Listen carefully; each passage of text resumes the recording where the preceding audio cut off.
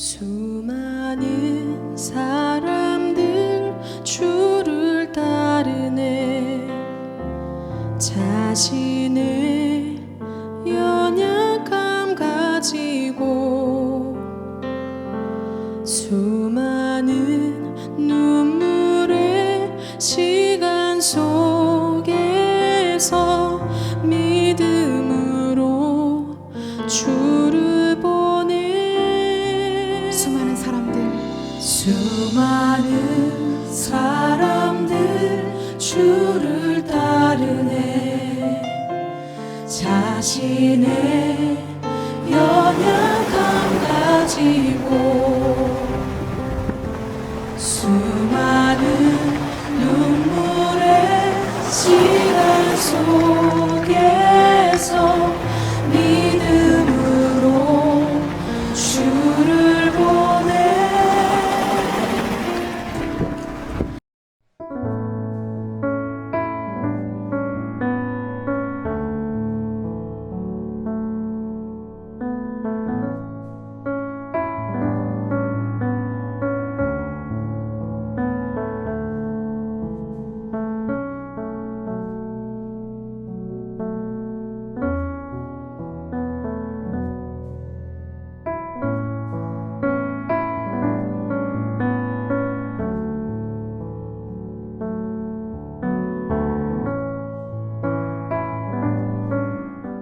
이에 느부갓네살 왕이 엎드려 다니엘에게 절하고 명하여 예물과 향품을 그에게 주게 하니라. 왕이 대답하여 다니엘에게 이르되 너희 하나님은 참으로 모든 신들의 신이시요 모든 왕의 주제시로다. 내가 능히 이 은밀한 것을 나타내었으니 내 하나님은 또 은밀한 것을 나타내시는 이시로다.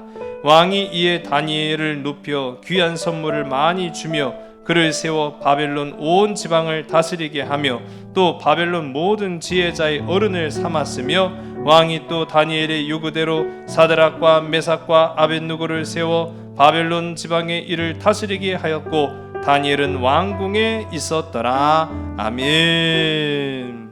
이번 주일이죠.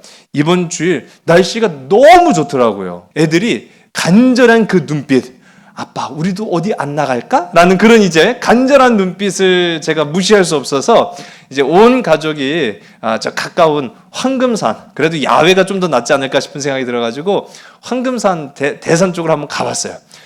저 처음 가봤거든요. 황금산 처음 가봤는데 올라갈 때는 뭐 그럭저럭 뭐 그렇게 높은 산은 아니니까 그렇게 올라갔는데 내려갈 때는요 그 바닷가 쪽으로 내려가게 돼 있더라고요. 보니까 바닷가 쪽으로 내려가는데 다 돌짝밭인 거예요. 그래가지고요 저 혼자도 걸어가기 힘든데 애들을 막 하나씩 끼고 앞에 끌고 붙잡고 막 해서 가려니까요 보통 어려운 게 아니에요. 그래서 다들 그러는가 보다. 산은 올라갈 때보다 내려갈 때가 더 힘들다. 그런 얘기를 했는데 제가 잠깐 이제 체험을 하면서 우리 인생도 정상에 오르면서부터는 이제는 뭐만 남았습니까? 내려갈 일만 남았다는 거죠. 인생도 그렇지 않은가라는 생각을 해보게 됩니다. 그런 측면에서요, 이 땅에 사실 영원한 것은 없다. 진리입니다. 맞습니다. 이 땅에서 말하는 거예요. 이 땅에서 영원한 것은 없습니다. 한 개인도 그렇고요, 나라도 그렇습니다. 언젠간 끝이 나기 마련이라는 거지요. 오늘 말씀에 우리가 함께 주목하고 살펴볼 바벨론이라는 나라도 그랬다는 거예요. 바벨론도요, 영원히 끝날 것 같지 않았는데 결국은 끝나버리고 말았습니다. 끝나버리고 말았어요. 그런데 우리가 여기에서 주목할 것은 어떻게 끝났느냐를 주목을 해봐야 돼요. 결국은 끝나게 돼 있어요. 개인도 국가도 언젠가는 끝나게 돼 있는데 어떻게 끝났느냐를 잘 봐야죠. 우리 인생도요, 잘 끝나면 어떻게 됩니까? 상급이 있다라는 사실입니다. 여러분, 상급받는 우리의 마지막, 하나님이 부르시는 최후의 순간에 우리가 하나님 나라의 귀한 열매와 상급받는 저와 여러분 되길 간절히 소원합니다. 상급을 받는 마지막도 있고요.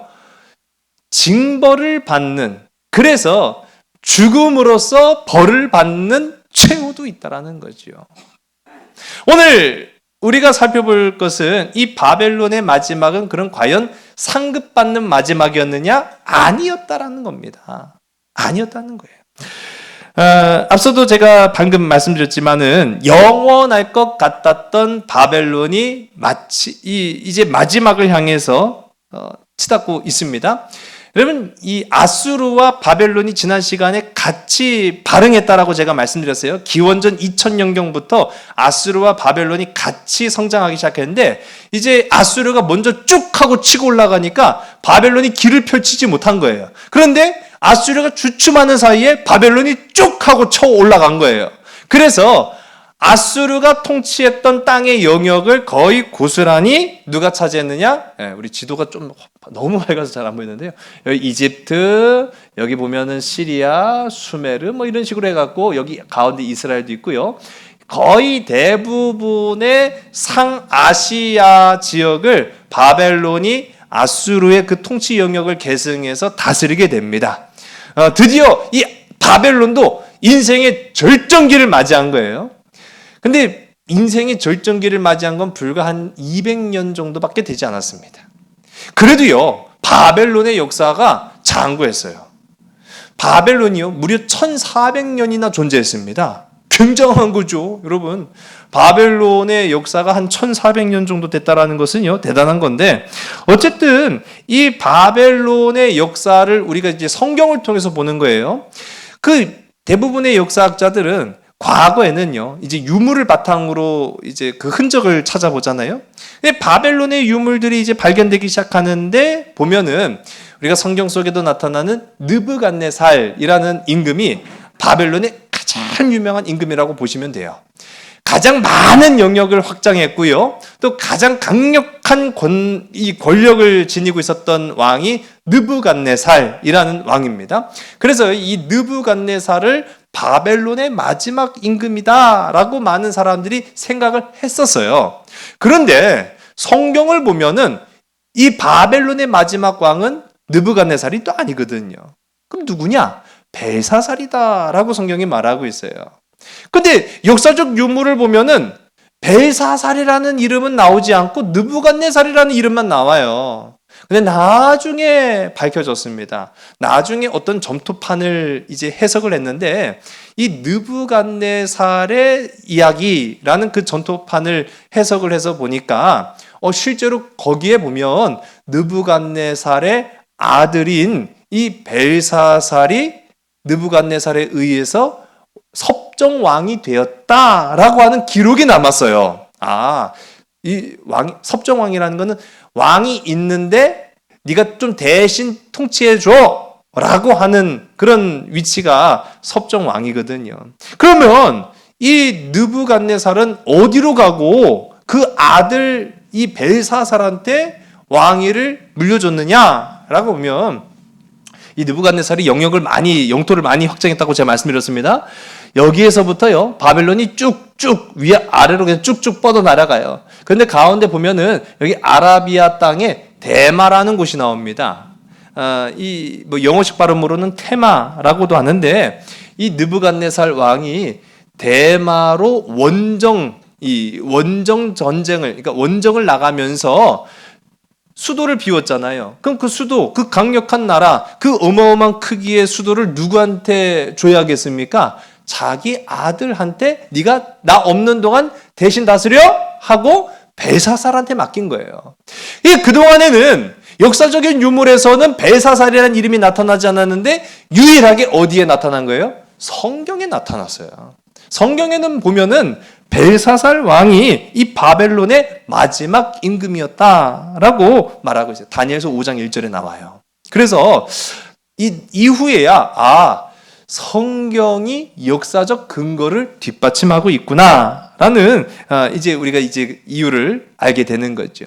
근데 여기서 보면 참 재밌는 게 왕이 지금 분명히 살아 있는데도 불구하고 지금 왕이 자리를 비운 동안에는 임시왕이죠. 임시왕으로 자기 아들을 앉혀놓습니다. 그 말인 즉슨 왕위에 서열이 있다는 겁니까? 없다는 겁니까? 서열이 존재한다는 얘기예요. 느부갓네살이 서열 1위. 제가 이 말씀을 드리는 데는 이유가 있어요. 그럼 서열 2위는 누구겠습니까? 벨사살. 그렇죠. 그 자기 아들. 그러니까 느부갓네살이 원정을 떠난 사이에 수도를 벨사살이 섭정왕으로 다스렸다라고 하는 기록은 맞다라는 거죠. 자, 첫째가 있고 둘째가 있다? 그럼 셋째도 있을까요, 없을까요?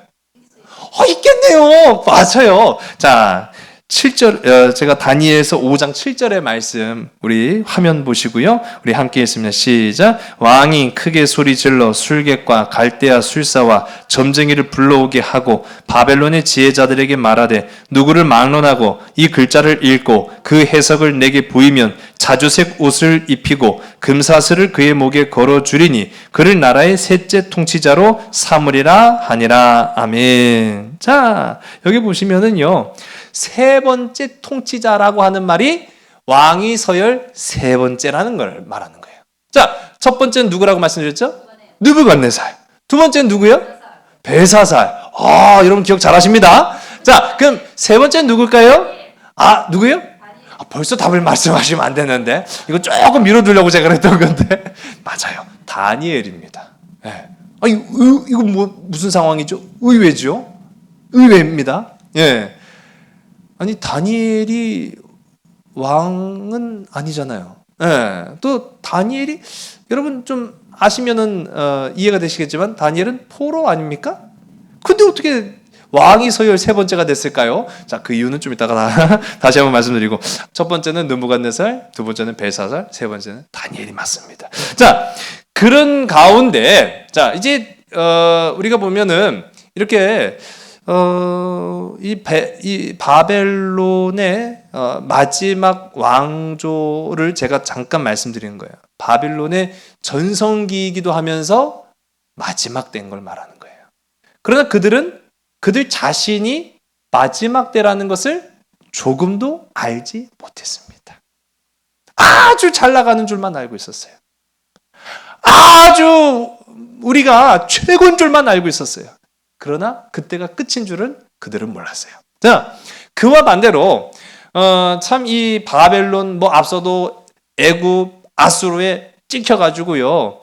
이미 북이스라엘은 공중분해됐고 이제 유일하게 조그맣게 남겨진 이 남유다라는 나라의 마지막 때를 좀 한번 살펴보려고 해요. 남유다의 멸망 시기에 있었던 임금들을 제가 보시면은 우리 지난 시간 죽다 살아난 임금 누구였죠? 예, 히스기야. 몇 년 연장 받았죠? 잘하시네요. 예. 그래갖고 맞아요. 이 죽다 살아나서 히스기야가 15년의 생명을 연장받았는데 그래갖고 헷가닥했죠. 예? 그래갖고 막 기뻐가지고 그냥 바벨론의 사절단이 오니까 우리 곡간도 보여드릴까요? 예, 무기고도 보여드릴까요? 예, 우리 보물창고도 보여드릴까요? 다 보여주고 마지막에는 그게 이 사람이요. 그 말할 게 있고 말하지 않을 게 있어요. 국가도 마찬가지. 1급 기밀이라는 게 다 있는 것 아니겠습니까? 1급 기밀이고 2급 기밀이고 얘는 다 없었어요. 너무 좋아가지고. 그러면 안 됐었는데. 어쨌든 간에 그런 실수를 했던 히스기야. 그런데 히스기야가 정말로 15년 이제 생명을 연장받아서 살았습니다. 그리고 나서 그의 아들이 있었으니 므낫세. 이 므낫세 왕은요. 왕위에 오를 때 나이가 몇 살이었을까요? 성경에 나왔습니다만 제가 퀴즈를 한번 내드릴까요? 자, 므낫세가 왕위에 올랐을 때 나이가 10대였겠습니까? 20대였겠습니까? 30대였을까요? 자, 여기서 아주 재밌는 우리가 추측이 가능해지는 거예요. 맞아요. 12살에 왕이 됩니다.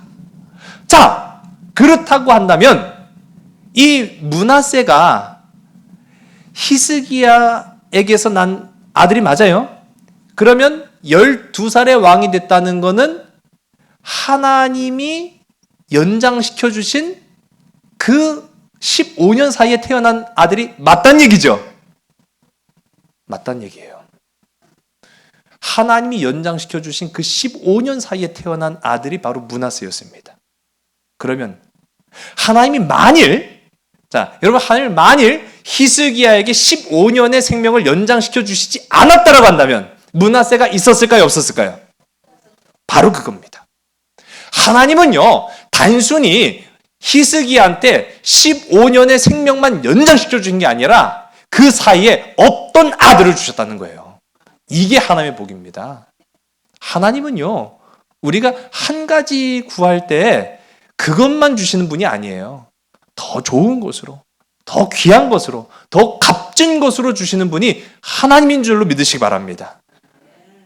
이제 좀 기도할 맛이 나겠죠?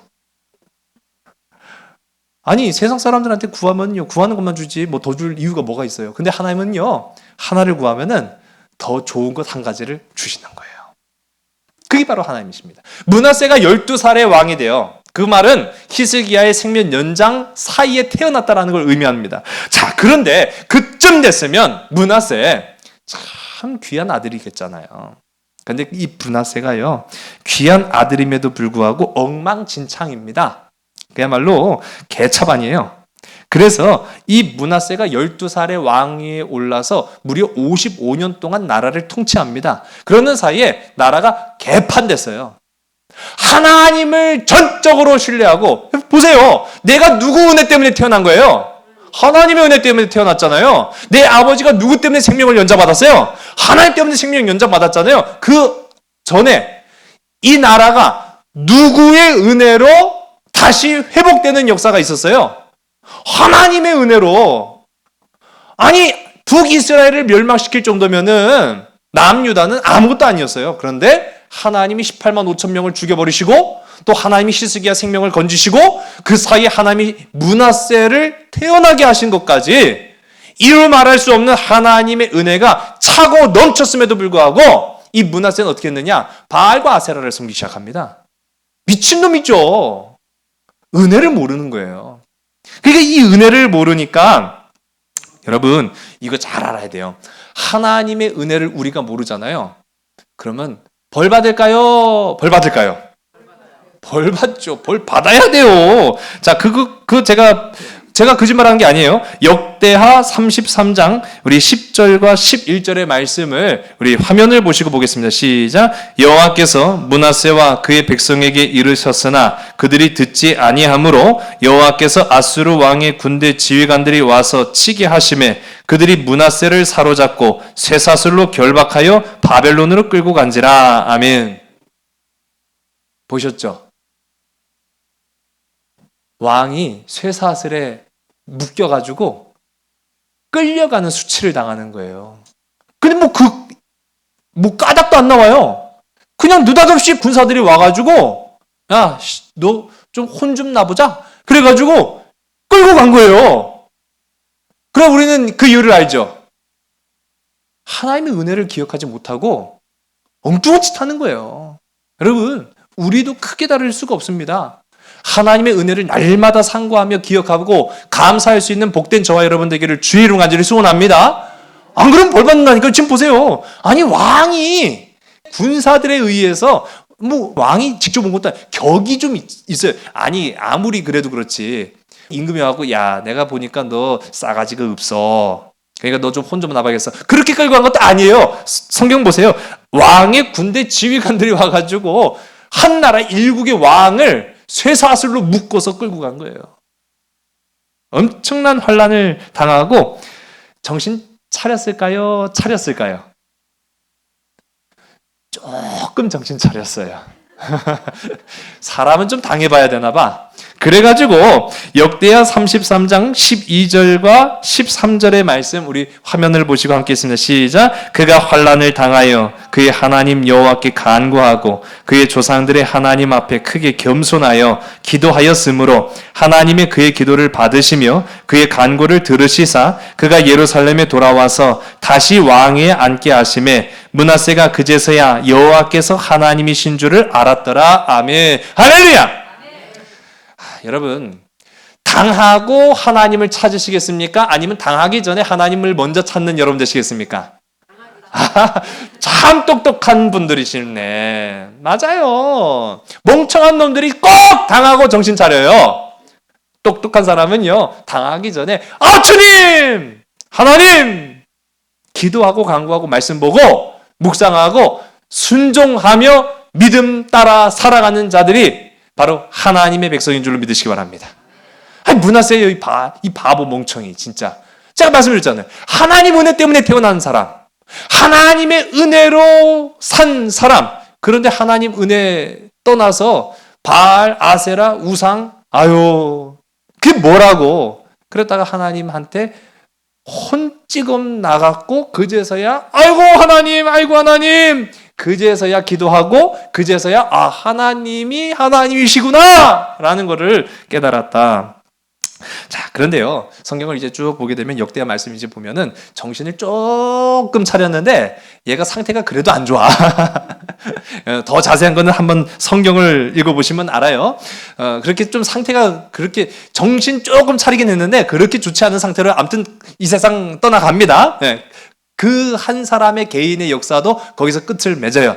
어쨌든 간에 이 므낫세에게 아들이 또 있습니다. 바로 그 사람이 아몬이라는 왕이에요. 아몬은 22살의 왕이 됐어요. 그런데 이 아몬은 불과 2년밖에 통치하지 못합니다. 왜 그랬을까요? 자, 그 아버지 므낫세는 그래도 55년간 통치를 했거든요.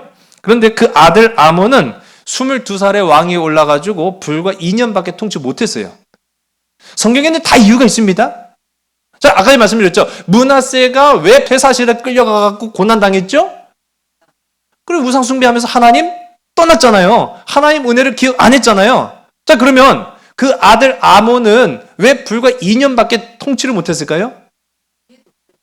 그렇죠. 걔도 그렇네요. 참 정신을 못 차려요, 진짜 걔가. 예. 옆에 있었으면 주여 받고, 예? 정신 차려 이 자식아. 그렇게 했을 텐데 걔는 성경을 보니까 걔는 더 심한 놈이었더라라고 말하고 있어요. 걔는 더 심각한 애였어요. 2년밖에 통치를 못했다라는 것은요, 2년만 하고 물려줬다는 얘기일까요? 암살당합니다. 22살의 왕이 됐어요? 2년을 통치했어요? 몇 살에 죽은 거예요? 24세 죽은 거예요. 여러분, 하나님의 역사를 잘 봐야 돼요. 하나님의 역사는 이유 없는 것이 없어요. 이유가 다 있다라는 거죠. 그러나 그 가운데 이 아몬에게는 아들이 한 명 있었습니다. 그 아들이 바로 우리가 지난 시간에 살펴봤던 요시야 임금이에요. 자, 보세요. 히스기야는 하나님의 은혜를 체험했지만 마지막에 미끄러졌어요. 그리고 그 아들 므낫세는 은혜를 까먹고 살다가 혼찌검 났어요. 그런데 그 아들 아몬에 가서는 더 정말로 정신 차렸어야 되는데 그만 완전히 악행을 저질렀다가 암살당해 죽었어요. 자, 이제는 뭐 할 일만 남았어요? 잘할 일만 남았죠. 좀 잘해야죠. 요시야는 잘했어요. 요시야가 8살의 왕이 됩니다. 왜? 그 아버지가 불과 24살에 죽었으니까요. 그러니까 이 요시야가 8살에 왕이 되었지만 잘해서 31년간 통치를 했어요. 이 요시야가 다스릴 때, 그리고 또 이 남유다가 땅도 조금 회복합니다. 그래갖고 북이스라엘의 땅까지 조금 올라가요. 그런 식으로 하나님이 잘하는 자에게는요, 상급 주세요. 여러분, 하나님 앞에 잘하자고요. 하나님 앞에 순종하자고요. 여러분, 순종하고 충성하는, 누구한테 충성할 줄 아는 것도 지혜입니다. 사람한테 충성할 줄 아는 사람은요, 결국은 사람이 주는 복밖에 못 받아요. 그러나 하나님 앞에 충성할 줄 아는 사람은 하나님이 주신 복을 받는 거예요. 누구의 복을 받겠습니까? 저는 100번, 1000번 받아도 하나님 복을 받을래요. 이제 이 요시야가 잘했어요. 그래서 땅도 어느 정도 회복을 합니다. 그런데 문제는 뭐냐면 끝까지 갔어야 되는데 그걸 못한 거예요. 여러분, 끝까지 하나님과 동행하는 저와 여러분 되기를 주님의 간절히 소원합니다. 왜 그 말씀 드리느냐? 우리 지난 시간인데 기억을 하실려나 모르겠어요. 이 요시야가 잘하긴 잘했는데 막판에 실수를 해요. 막판에 실수를 해요. 애굽이 이 아수르가 비리비리 해가지고 숨이 꼴깍꼴깍 넘어갈 때 애굽이 야, 이때다. 숨이 꼴깍꼴깍 넘어가는 놈을 쳐갖고 이기는 게 쉽겠어요? 힘이 막 불끈불끈 솟아나는 놈하고 싸워갖고 이기는 게 쉽겠어요? 그렇죠. 아이, 애굽이 판단을 잘한다니까. 애굽이 보니까 아수르가 숨이 꼴깍꼴깍 넘어가고 있는 그런 찰나요. 야, 이때다 그래가지고 그때 느고 왕, 바로 이 애굽의 바로였던 느고 왕이 야, 이때가 저럴 기회다. 군사를 이끌고 막 진격해 올라가는데 그때 그 길목을 막은 게 남유들 누구요? 그렇죠, 이 요시야. 그래도 그나마 잘했다고 했던 이 요시야가 안 돼, 못 가. 길을 막아선 거예요. 느고가 요시한테 구구절절히 다 설명했어요. 야, 난 지금 너랑 상대하려고 온 게 아니야. 난 지금 저 아수르를 좀 쳐갖고 이 영역을 좀 확장하고 좀 혼찌검 좀 내주려고 그러고 있어. 그러니까 좀 길 좀 비켜줘. 자, 이 말은 하나님의 말일까요? 이 바로 느고 왕의 말일까요? 성경을 보면 하나님의 말이라고 나오고 있어요. 그 판단 잘해야 돼요. 그런데 이 요시야가 잘했어요, 지금까지. 그래서 하나님의 복도 받았어요. 그런데 막판에 하나님의 하신 그 음성을 판단 못했어요. 자기 고집이 센 거예요. 자, 여러분, 사람이 자신감이 붙기 시작하잖아요. 그러면 살짝 교만해진답니다. 운동을 좀 하잖아요. 그 운동에 자신감이 붙죠?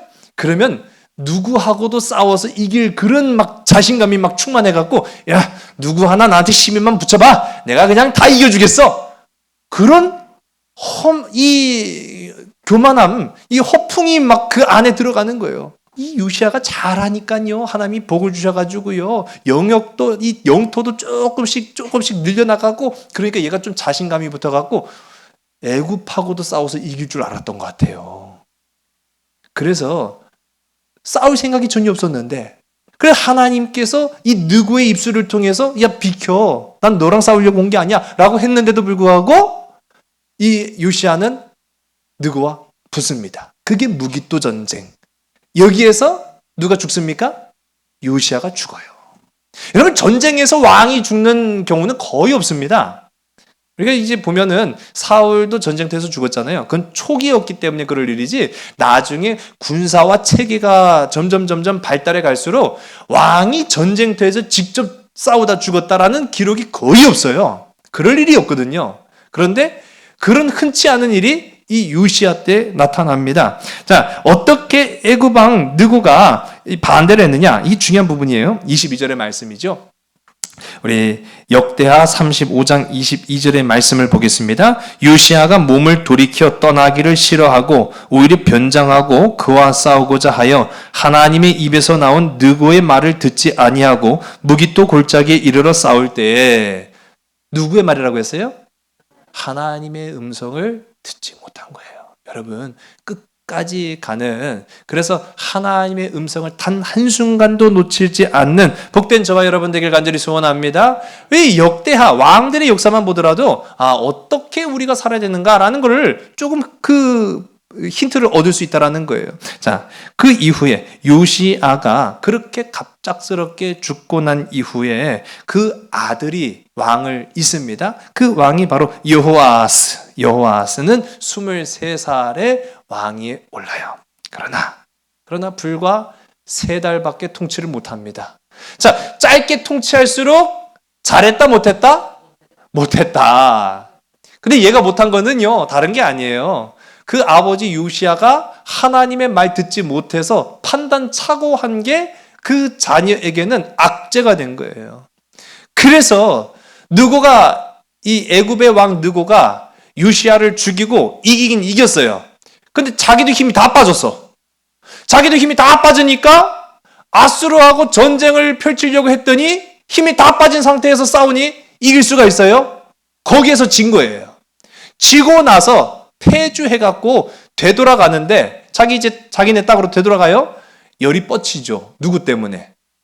남유다 때문에 열이 뻗치죠. 얘가 길만 안 막았어도 숨이 꼴깍꼴깍 넘어가는 애 치는 거는 우스운 일인데, 얘 때문에 힘 다 빠져갖고 전쟁에서도 지고 그렇게 빈손으로 온단 말이야.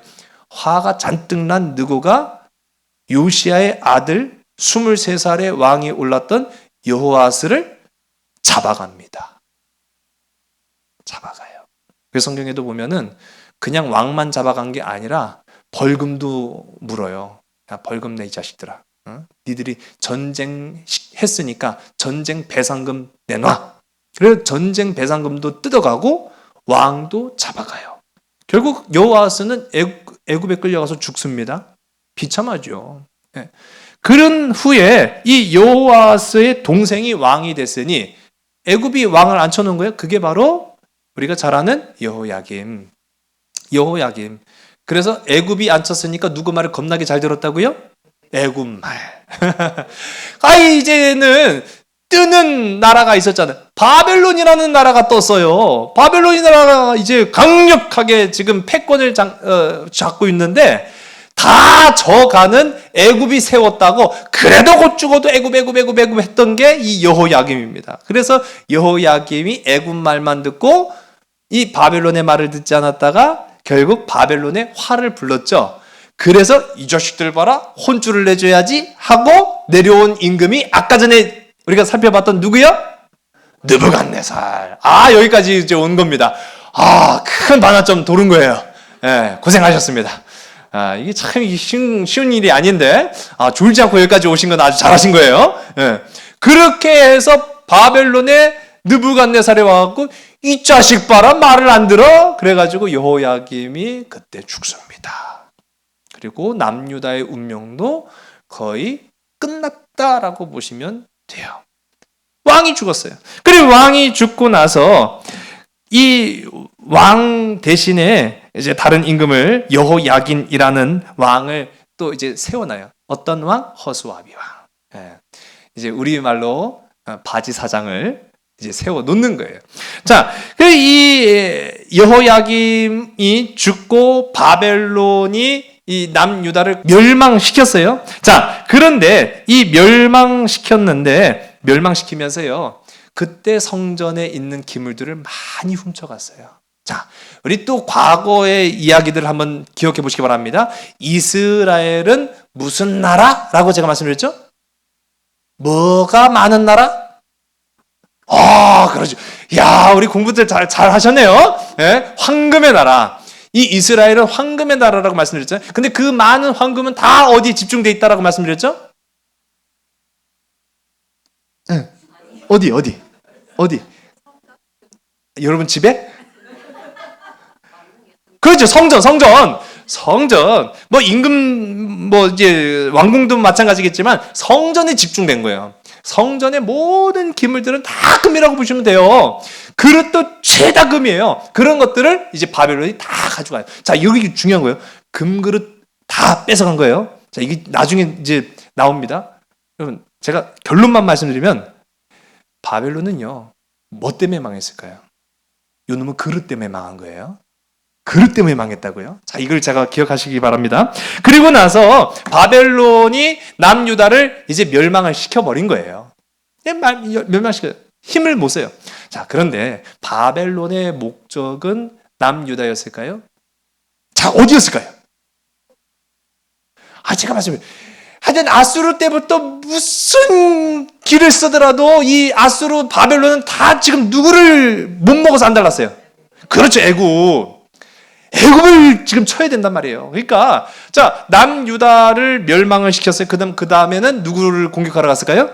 그렇죠, 애굽을 공격하러 갑니다. 근데 제가 말씀드렸던 이 애굽은 느그왕 시대 이후로 아주 좀 힘이 비리비리한 상태가 된 거예요. 그런 상태에서 바벨론이 딱 하고 공격을 해버리니까 뭐 그냥 그야말로 쫙 하고 뻗어버린 거예요.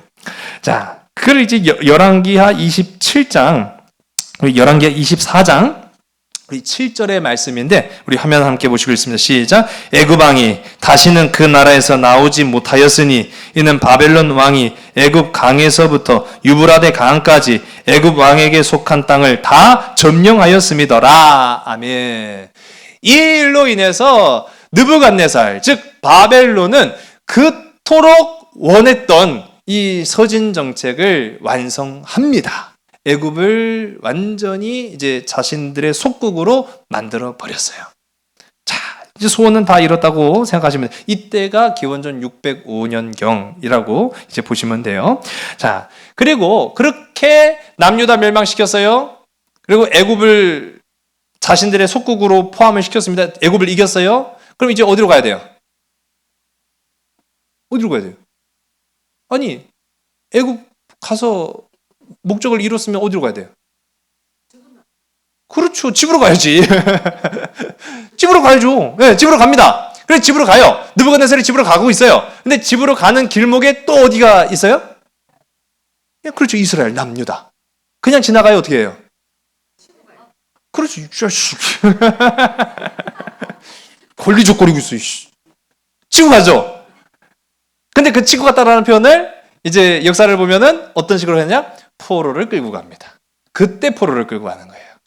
이제 애국까지 공격을 해서 점령을 하고 돌아가는 길에 남유다를 들려서 그때의 포로들을 끌고 바벨론으로 간 게 1차 포로기. 바벨론 1차 포로기. 그때를 1차 포로기라고 말하는 거예요. 그때 1차 포로기 때 끌려갔던 사람들이 누구였을까요? 오늘 말씀이 나오잖아요. 다니엘과 세 친구들. 예. 그때 끌려갔던 친구들이 이제 다니엘과 세 친구들 끌려갑니다. 자, 그런데 보시면은 우리가 이제 1차 포로기 때는요, 바벨론이 아주 영특한 그런 정책을 펼쳐요. 누구를 끌고 가느냐? 어린 애들만 끌고 가요. 그 가운데에도 아주 성적이 우수한 우등생들만 끌고 갑니다. 예, 공부 못한 애들은 슬프겠죠. 못 끌려갔으니까. 자, 그래서 이 바벨론이 1차 포로기 때는 천재 소년들 끌고 간 거예요. 그게 우리가 이제 보는 말씀 속에 나타난 다니엘이 포함이 된 겁니다. 자, 그리고 나서 끌고 가서 보니까 얘들이요, 조금만 가르치면 꽤 잘하거든요. 그래서 인질들을 가르쳐서 교육을 한 후에 자신들이 원하는 이 정복지의 통치자로 만들기 시작하는 거예요. 자, 그런 가운데 물론 남유단 망했습니다. 남유단 망했지만은 명맥은 유지하기 위해서 아까 전에 바지 사장을 세워놨다고 했잖아요. 여호야김이 죽고 난 이후에 여호야긴이라는 임금, 18살짜리 임금을 세웠는데 그 임금도 3개월밖에 통치를 못했어요. 자, 3개월밖에 통치를 못했다는 이 짧은 기간은 잘했다 못했다? 그렇죠. 못했거나 아니면 비참하게 끝났다 라고 보시면 돼요.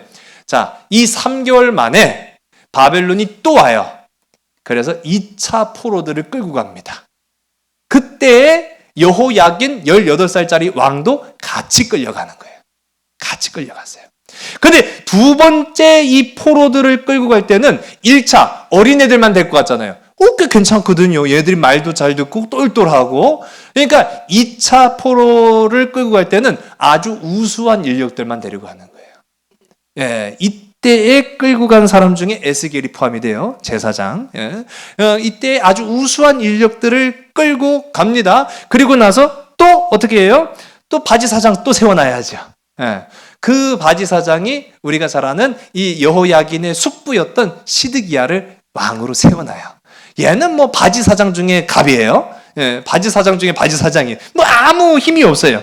그래서 결국은 시드기야를 마지막으로 이스라엘의 모든 왕의 시대는 막을 내립니다. 끝이 났다라는 거예요. 자, 그리고 나서 2차 포로들도 끌고 갔는데 보니까 또 이것도 괜찮아요. 야, 얘들 괜찮네. 그래서 바벨론이 또 와요. 또 와서 3차 포로를 끌고 갑니다. 이때는 인력을, 노동을 하기 위해서 일할 사람들을 끌고 가요. 그러니까 이스라엘에는 특히 이 예루살렘을 중심으로 한 도시에는 사람들이 거의 없었다라고 보시면 돼요.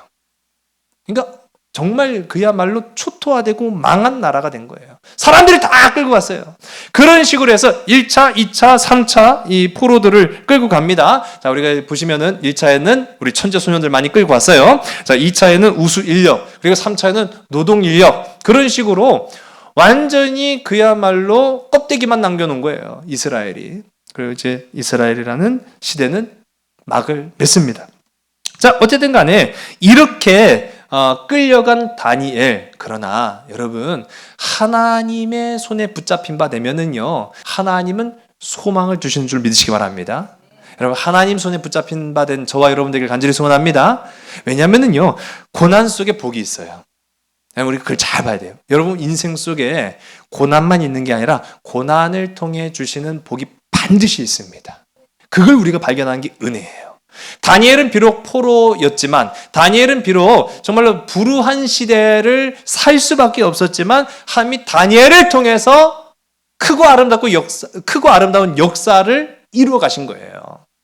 여러분, 이 코로나 시국에 정말로 절망적인 세상 속에 저와 여러분이 다니엘과 같은 역할을 감당하게 되기를 주님 간절히 소원합니다. 이 다니엘 하면 우리가 잘 아는 게 다니엘이 천재소년이라고 제가 말씀드렸어요. 천재였을 뿐만 아니라 하나님의 은혜 가운데 서기를 결단했던 인물이 바로 다니엘이었습니다. 여러분, 저는요 그렇게 생각해요. 똑똑한 것도 좋은데 노력하는 똑똑한 천재는 당해낼 수가 없는 거예요. 참 그 무서운 거죠. 그리스도인인 것도 굉장한 능력인데 그리스도인이면서 열심히 살아가는 사람을 세상이 감당 못하는 줄로 믿으시기 바랍니다. 믿으세요? 그렇게 될 줄로 믿습니다. 여러분, 그리스도인인 것만 가지고 착각하시면 안 돼요. 히스기야를 보세요. 예?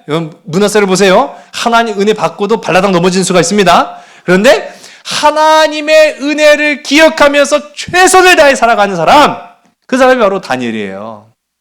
그래서 다니엘을 보면은 고난 속에 복이 있구나. 나의 삶에도 하나님 복을 주셨구나라는 것을 기억할 수 있습니다. 이 다니엘 하면 딱 우리가 기억할 수 있는 것이 다니엘은 어려서부터 하나님을 섬기기로 결단한 사람이었다. 그리고 단적인 여러 가지 풀무불에도 들어가고 사자굴에도 들어가고 그런 사건들 아마 다 아실 거예요. 그거 다 다루면 오늘 2시간 한 3시간 정도 해야 되는데 그거 다 생략하고 아시니까. 자, 다니엘이 인정받은 계기가 있어요. 자, 그거는 나중에 이제 풀무불에 들어가고 사자굴에 들어가고 하는 거는 그건 중요하다기보다는 어느 하나의 사건에 불과하고 다니엘이 결정적으로 인정받은 계기가 있어요. 바로 뭘 잘했기 때문일까요? 그렇죠, 꿈 해몽이었어요. 자, 여러분, 꿈 해몽은 과학입니다. 사주팔자, 꿈 해몽. 그런데 이제 그 간판 보이시죠? 저 사람들은 과학자구나. 그렇게 생각하시면 돼요. 언제 살았으면? 한 기원전 500년경에 살았으면. 기원전 500년경에 살았으면 그 간판에 꿈 해몽해드립니다. 하는 사람들은 다 과학자인 거예요. 지금은 절대 아니죠. 잘 판단하셔야 됩니다. 지금 우리가 기원전 500년경이 아니기 때문에. 자, 다니엘이 꿈 해몽했다. 아니, 세상에 꿈 해몽한 거로 횡재한 사람 우리가 기억하죠? 누굽니까? 우리 성경 공부가 잘 되고 있는 줄 알았더니 꿈의 사람? 그렇죠. 요셉. 우리 고사님이 잘 아시네. 맞아요.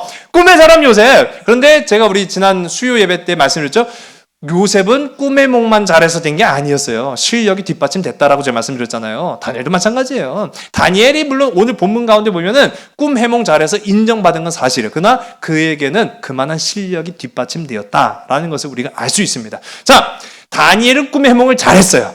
자, 다니엘이 꿈 해몽합니다. 느부갓네살 왕이 어느 날 꿈을 꿨어요. 이상한 꿈을 꿨습니다. 이상 야릇한 꿈이 나타나고 뒤흔들어 놨어요. 그래서 온갖 술사들을 다 불러와요. 야, 이게 무슨 꿈이냐 막 하면서 야, 이 꿈을 해몽해라. 아무도 해몽하는 자가 없었어요. 왜? 뭔 꿈인지 말을 안 했으니까. 제가 지난번 말씀드렸잖아요. 차라리 요셉이 꿈을 해몽할 때 이 바로 왕은 얘기라도 해줬지. 느부갓네살은요, 제가 오늘 본문 말씀 안 드리지만 여러분 아실 거예요. 제가 지난번 다 말씀드렸어요. 이 느부갓네살은 정말 미친 또라이예요. 자기가 꿈 얘기도 안 해주고 내 꿈을 설명해봐. 뭔데요, 임금님? 아니, 내가 꾼 꿈을 설명하라고. 그러니까 아니, 임금님, 제가 잘못 들은 건가요? 꿈 얘기를 해주셔야 설명을 하죠. 그랬더니 이것들 봐라. 밥 처먹고 꿈 해몽도 못해? 내 꿈을 맞춰. 그리고 그 꿈을 해몽하라고. 야, 세상에 이런 미친놈이 어디 있어요? 그게 느부갓네살, 아니 뭐 느부갓네살 뭐 위대한 왕이긴 했지만은 어쨌든 그런 임금이었어요. 그런데 그때 짠 하고 나타난 게 다니엘이었어요. 자, 다니엘이 듣지도 않은 꿈 얘기를 합니다. 그러면서 그 꿈을 이 그림으로 이제 형상화했는데 뭐 여러 가지 종류의 금속으로 만들어진 거대한 신상이 나타나고 그것이 나중에 다 파괴되고 없어지는 그런 꿈을 꿨는데, 자, 임금님, 이 꿈은 이러이러한 꿈입니다. 자, 그 신상들 하나하나는 나라를 의미합니다. 바벨론을 의미하고요. 그 나중에 나타날 페르시아를 의미하고요. 그 다음에 그리스를 의미하고 그 다음에 로마 제국을 의미하는데 이 모든 강력한 이 우상은 다 파괴가 되는 것입니다. 그러므로 임금이시여 정신 차리십시오. 그 얘기까지 딱 했어요. 와우! 맞았어요? 정확하게 임금이 꾼 꿈이었어요. 그리고 그 해몽도 정확했어요. 그러니까 그제서야 거기에 감탄한 느부갓네살. 제가 봤을 때 느부갓네살은 약간 좀 사이코 기질이 있습니다. 자기가 꿈도 말 안 하고 꿈 해몽 못하면 찢어 죽이겠다고 얘기했어요. 성경 보면. 그런데 꿈 해몽을 잘 하니까 그냥 아니 왕이 일개 신하도 아닌 포로에 불과한 다니엘 앞에 오늘 우리가 함께 본문 말씀 보면 어떻게 납작 엎드려요. 절을 해요. 그러면서 야, 이걸 알게 한 너의 하나님은 진짜 신이다. 이렇게까지 얘기를 해요. 상당히 미친놈이에요. 예? 그런 이 느부갓네살만이 아니라 느부갓네살 다음에 왕이 되었던 벨사살도 꿈을 꾼 게 아니라 이상한 초자연 현상을 체험합니다. 그게 바로 자기가 왕이 됐어요. 뭐 물론 아버지가 죽어서 왕이 된 건 아니에요. 아버지가 없어서 왕이 된 거예요. 없어서 왕이 되니까 얼마나 기분이 좋은지 온 나라의 귀족들 1000명을 다 불러 모아서 파티를 열었어요. 예. 아버지 없을 때 자식들이 잘 망가져요. 예. 아버지가 그 집을 비우면은 아버지가 집을 비우면은 집안을 개판으로 만드는 게 보통은 자식들입니다. 예. 저도 어디 갔다 오면 애들이 개판을 만들어 놓거든요. 그러니까 아버지가 집 비운 사이에 아들이 야, 나 왕이야! 왕놀이 한 거예요. 왕놀이. 내가 왕이야! 그래가지고 귀족들 1000명을 불러 모아놓고 파티를 했어요. 와, 신난다! 신난다! 파티를 했는데 그 파티에 갑자기 손이 하나 딱 나타나더니 벽에다가 글씨를 막 쓰기 시작하는 거예요. 근데 그 글씨를 알아볼 수가 없는 거죠. 그리고 그 기이한 현상을 무엇으로 설명할 수 없는 거예요. 그러니까 이 벨사살도 아버지 느부갓네살처럼 박수 무당 다 간판을 보고 꿈 해몽해 드립니다 하는 사람들 다 불러 모아갖고 꿈은 과학입니다. 예? 예, 기원전 500년경에. 자, 그래서 그 사람들 불러 모아가지고 야, 이거 해몽해봐라. 근데 못해요. 누가 해몽했습니까? 그렇죠, 다니엘이 해몽해요. 자, 그러면서 이제 이 벨사살도 마찬가지로 이 약속을 한 거예요. 야, 누구든 이 꿈을 해몽한 사람한테 아버지가 서열 1위, 내가 서열 2위, 세 번째 서열 3위를 주겠다라고 약속을 해요. 그래서 그 꿈을 해몽한 사람이 다니엘이 된 거예요. 여러분 대단한 거죠. 그래서 다니엘이 서열 3위가 된 겁니다. 단숨에 맨 끝에서 맨 꼭대기로 올라간 거예요. 자, 이 벨사살 왕이 그림을 보시면은 파티를 막 신나게 왕놀이 하고 있는데 야, 내가 왕이다 막 하고 있는 와중에 너 임마 정신 차려 하고 이렇게 손가락으로 막 글씨를 막 쓰기 시작하는데 이게 뭔가 모르고 있는 그때 다니엘이 이거를 해석을 합니다. 임금님, 이거는 메네 데겔 우바르신이라고 하는 겁니다. 자, 우리 한번 따라 메네 데겔 우바르신. 이게 우리에게 일어나지 않기를 간절히 소원합니다. 모르시는 거죠?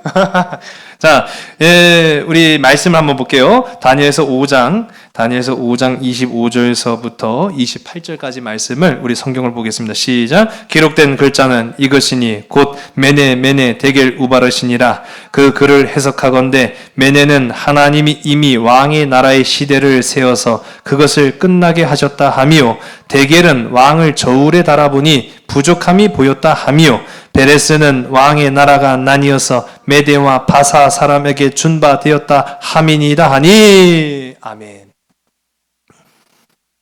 한마디로 말하면 뭐예요? 너 나라 끝났어. 그거예요. 야, 메네 데겔 우바르시니 무슨 뜻이냐 그랬더니 네 나라 끝난 거야. 그 정신을 못 차리면은 참 사람이 헷가닥하는 것 같아요. 그런 비슷한 장면들을 우리 지난 시간에도 봐요. 히스기야에게 15년의 생명을 연장시켜 주셨는데 얘가 그만 자아도취해서 하서는 안 될 말과 행동들을, 약점들을 이방 나라한테 보여주고 결국 그것이 단초가 돼서 이 남유다의 멸망을 앞당긴 그런 사건이 있었어요. 그때에도 선지자가 당신 정신 차려야 돼요. 왜 이래요? 미쳤어요? 막 그렇게 하고 있는데 하나님이 당신의 모든 재산은 다 바벨론에 가져가게 될 것이고 당신의 자식들 중에 일부는 환관이 될 것이고, 맞아요, 틀려요? 맞았죠? 네. 그렇게 될 것이고 당신 나라는 망할 거예요 라고 했는데 히스기야 뭐라고 했어요? 하나님의 말씀이 좋습니다. 뭐 이런 정신 나간 놈이 다 있어요. 그러니까 못 듣는 거예요. 지금 벨사살도 왕놀이에 심취했어요. 나 왕이다! 왕도 아닌데 섭정 왕이거든요. 그것도 엄밀히 보면은 아직 왕이 못 된 거예요. 그런데 그 왕에 도취되어 있는 나머지 메네데겔 우바르시, 네 나라 이제 끝났어 라고 하는 말을 들었음에도 불구하고 너 해석 기가 막히게 잘하는구나 하고 정말로 세 번째 왕위 서열을 다니엘에게 줍니다. 그건 의미 없어요, 사실은. 의미는 없었죠. 그리고 나서 다니엘서 5장 30절을 보면 그날 저녁 벨사살은 암살당합니다. 자, 그렇게 바벨론에 영원할 것 같았던 나라는 끝이 나요.